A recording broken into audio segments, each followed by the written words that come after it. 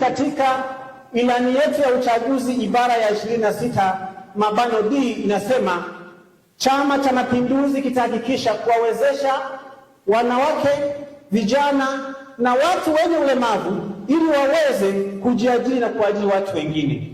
Ndani ya wilaya yetu ya Mbogwe hayo yametokea. Nakumbuka tarehe 16 mwezi wa kwanza 2025 mkuu wetu wa wilaya alikuwa mgeni rasmi wakati zinakabidhiwa milioni 360, na siku hiyo bodaboda waliweza kupewa bodaboda kwa zilizokopeshwa na serikali. Hivyo kwa upande wetu wa wilaya ya Mbogwe inatekelezwa, na mkuu wetu wa wilaya aliwazuia watumishi waliotaka tuende kwenye ukumbi, akasema nataka hadharani ili wananchi wote waone na kero zinazoweza kusababisha wengine wasipate mikopo zitatuliwe. Tulienda pale hadharani maeneo ya Posta Masumbwe.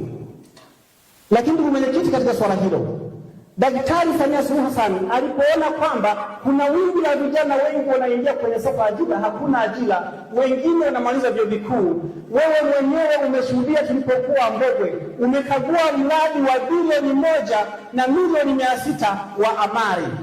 Maana yake ufundi. Kutakuwa na fani 15 ambazo mwanafunzi atachagua kulingana na matakwa yake na mazingira yake ili atakapomaliza aweze kujiajiri.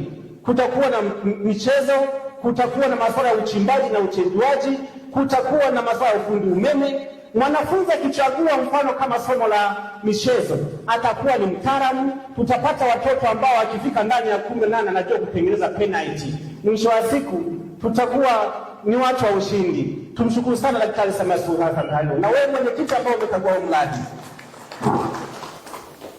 Sambamba na ile